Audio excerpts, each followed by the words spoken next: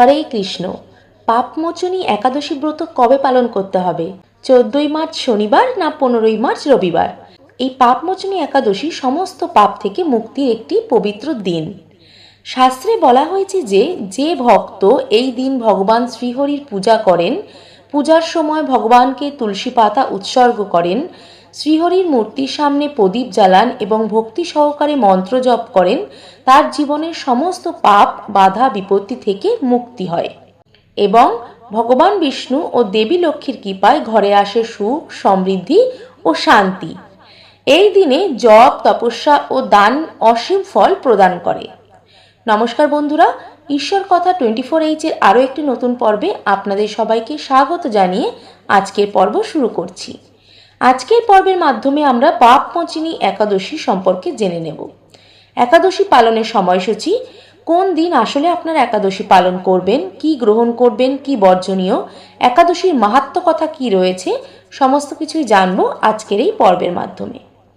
পাপমোচনী একাদশী ব্রত হল চৈত্র মাসের কৃষ্ণপক্ষের একাদশী ব্রত। পঞ্জিকা অনুসারে 15ই মার্চ 2026 বাংলার পয়লা চৈত্র 1432 বঙ্গাব্দ রবিবার এই পাপমোচনী একাদশী ব্রত পালন করতে হবে। তবে একাদশী তিথি শুরু হবে 14ই মার্চ 2026 বাংলা 29শে ফাল্গুন 1432 বঙ্গাব্দ শনিবার সকাল 8:10 এবং একাদশী তিথি শেষ হবে 15ই মার্চ 2026 বাংলার পয়লা চৈত্র 1432 বঙ্গাব্দ রবিবার সকাল 9:16। এবার আপনাদের মনে হতেই পারে একাদশী তিথি 14ই মার্চ আরম্ভ হলে সেটি 15ই মার্চ কেন হবে? আসলে উদয়া তিথি অনুযায়ী উপবাস পালন করতে হবে 15ই মার্চ 2026 বাংলার পয়লা চৈত্র রবিবার।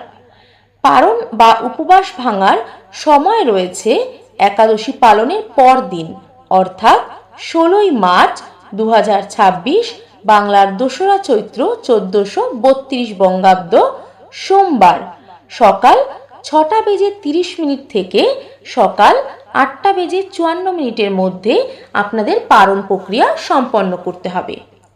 পারণের সঠিক সময়ের মধ্যে অন্নপ্রসাদ বা রুটি বা ছাতু, চিরা প্রভৃতি গ্রহণ করে আপনাদের পারণ প্রক্রিয়া সম্পন্ন করতে পারেন। এই পাপমোচনী একাদশীর দিন আপনারা কি গ্রহণ করবেন আর কি বর্জনীয়? একাদশীতে সকল প্রকার রবিশস্য বর্জনীয়। একাদশীতে নির্জলা উপবাস করা সর্বোত্তম। যাদের পক্ষে নির্জলা উপবাস করা সম্ভব নয় তারা জল, ফলমূলাদি গ্রহণ করে উপবাস করতে পারেন। একাদশীতে যেগুলো আপনারা গ্রহণ করবেন সেগুলো ফল, জল, দুধ, মিষ্টি কুমড়ো, আলু, সবজি, সাবুদানা, সাবুদানার পায়েস, সাবুদানার খিচুড়ি, এগুলো সমস্ত কিছুই আপনারা গ্রহণ করতে পারেন। তবে এক্ষেত্রে আপনারা যদি কোনো সবজি রান্না করেন তাহলে বিশুদ্ধ ঘি বা সূর্যমুখী তেল ব্যবহার করবেন। একাদশীতে যেহেতু সকল প্রকার রবিশস্য বর্জনীয়, সেক্ষেত্রে আপনারা ছোলা, কিউন, শ্যামা চাল এগুলো কোনো কিছুই গ্রহণ করতে পারবেন না। একাদশীর দিন আপনারা যেগুলো করবেন, একাদশী উপবাস দশমী রাত থেকে শুরু করা উচিত। আগের দিন রাত্রে রাত 10টা থেকে 11টার মধ্যে খাবার গ্রহণ করে, অন্নপ্রসাদ গ্রহণ করে আপনারা দাঁত মেজে নেবেন। তারপর দিন সকালে ব্রহ্ম মুহূর্তে সকালবেলা ঘুম থেকে উঠে স্নান করুন এবং পরিষ্কার পোশাক পরুন। বাড়ির প্রার্থনা স্থলে বা পুজো স্থানে ভগবান বিষ্ণুর মূর্তির সামনে বা ছবির সামনে প্রদীপ, ফুল, তুলসী, ধূপ এবং পঞ্চামৃত দিয়ে পুজো করুন। এই দিন আপনারা অবশ্যই গীতা পাঠ করবেন, শ্রীমদ্ ভগবদ্ গীতার পাঠ করার চেষ্টা করবেন। এছাড়াও এই দিন বেশি বেশি করে ভগবানের নাম গান করবেন, হরিনাম সংকীর্তন করবেন, ভগবানের নাম জপ করবেন, তুলসীকে জলদান করবেন, তুলসীর পরিক্রমা করবেন, ভগবানের মঙ্গল আরতি করবেন। এই সমস্ত কিছুই আপনারা এই দিন করতে পারেন। এছাড়াও এই দিন দীপদান করা অত্যন্ত শুভ বলে মনে করা হয়। এই দিন দীপদানের ফলে সমস্ত পাপ থেকে মুক্তি লাভ করা যায়। একাদশীতে দানের গুরুত্ব অপরিসীম। বিশেষ করে এই পাপমোচনী একাদশীতে দানকে চিরস্থায়ী ফল প্রদানকারী বলে মনে করা হয়।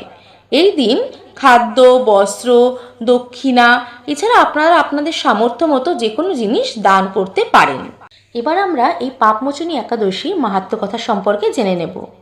যুধিষ্ঠির শ্রীকৃষ্ণকে বললেন, হে জনার্দন, চৈত্র মাসের কৃষ্ণপক্ষের একাদশীর নাম ও মহাত্ম্য কৃপা করে আমাকে বলুন। শ্রীকৃষ্ণ বললেন, হে ধর্মরাজ যুধিষ্ঠির, আপনি ধর্ম বিষয়ক প্রশ্ন করেছেন। এই একাদশী সকল সুখের আধার, সিদ্ধি প্রদানকারী ও পরম মঙ্গলময়। সমস্ত পাপ থেকে নিস্তার পাওয়ার বা মোচন করে বলে এই পবিত্র একাদশী তিথি পাপ মোচিনী নামে প্রসিদ্ধ। রাজা মহাত্মা একবার লোমশ মুনিকে এই একাদশীর কথা জিজ্ঞাসা করেছিলেন। তার বর্ণিত সেই বিচিত্র উপাখ্যানটি আপনার কাছে বর্ণিত করছি। আপনি মনোযোগ দিয়ে তা শ্রবণ করুন।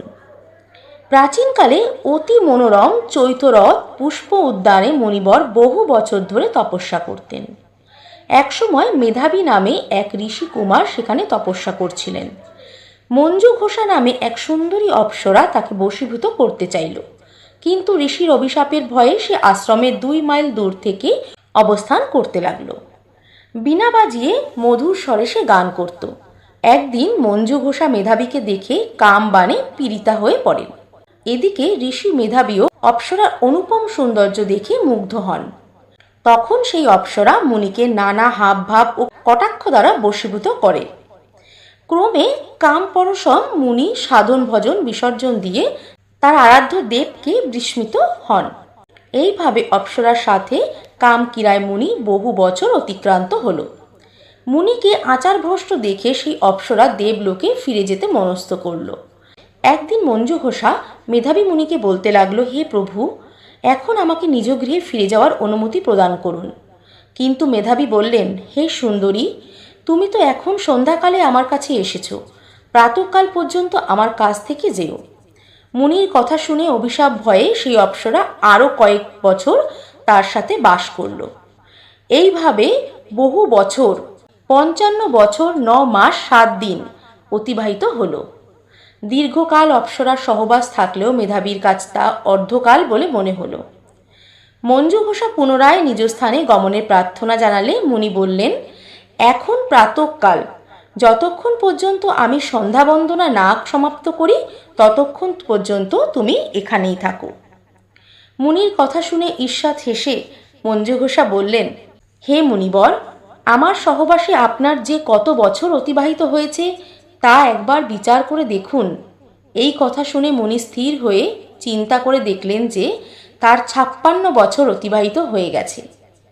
মুনি তখন মঞ্জু ঘোষের প্রতি ক্রোধ পরশম হয়ে বললেন, রে পাপিষ্ঠে, দুরাচারিণী, তপস্যায় ক্ষয়কারিণী, তোমারে ধিক, তুমি পিশাচি হও। মেধাবীর শাপে অপ্সরার শরীর বিরূপ প্রাপ্ত হল। তখন সে অবনত মস্তকে মুনির কাছে শাপ মোচনের উপায় জিজ্ঞাসা করলেন। মেধাবী বললেন, হে সুন্দরী, চৈত্র মাসের কৃষ্ণপক্ষিয়া পাপ মোচনী একাদশী সর্বপাপ ক্ষয়করণকারিণী। সেই ব্রত পালনে তোমার পিশাচত্ব দূর হবে। পিতার আশ্রমে ফিরে গিয়ে মেধাবী বললেন, হে পিতা, এক অপ্সরার সঙ্গদোষে আমি মহাপাপ করেছি। এর প্রায়শ্চিত্ত কি তা কৃপা করে আমায় বলুন। উত্তরে চনব্যমুনি বললেন, চৈত্র মাসের কৃষ্ণপক্ষিয়া পাপমোচনী একাদশী ব্রতের প্রভাবে তোমার পাপ দূর হবে। পিতার উপদেশ শুনে মেধাবী সেই ব্রত ভক্তি ভরে পালন করল। তার সমস্ত পাপ দূর হল। পুনরায় তিনি তপস্যার ফল লাভ করলেন। মঞ্জু ঘোষও ওই ব্রত পালনের ফলে পিশাচত্ব থেকে মুক্তি হয়ে দিব্য দেহে স্বর্গে গমন করল। হে মহারাজ, যারা এই পাপমোচনী একাদশী পালন করেন তাদের পূর্বকৃত সমস্ত পাপই ক্ষয় হয়। এই ব্রত কথা পাঠ ও শ্রবণে সহস্র গোদানের ফল লাভ হয়। এই ছিল পাপমোচনী একাদশী ব্রতের ব্রতকথা মাহাত্ম্য। আশা করি আপনারা সবাই নিষ্ঠা ভরে এই ব্রত পালন করার চেষ্টা করবেন। এতে ভগবান বিষ্ণুর অশেষ কৃপা লাভ করা যায় এবং সমস্ত পাপ থেকে মুক্ত হওয়া যায়। আমার ভিডিওটি যদি আপনাদের ভালো লেগে থাকে তাহলে লাইক, কমেন্ট, শেয়ার ও সাবস্ক্রাইব করে পাশে থাকা বেল আইকনটি প্রেস করবেন, যাতে আমার সকল ভিডিও সবার আগে আপনাদের কাছে পৌঁছে যেতে পারে। সবাই ভালো থাকবেন, সুস্থ থাকবেন। আজকের মতন এই পর্যন্তই। রাধে রাধে।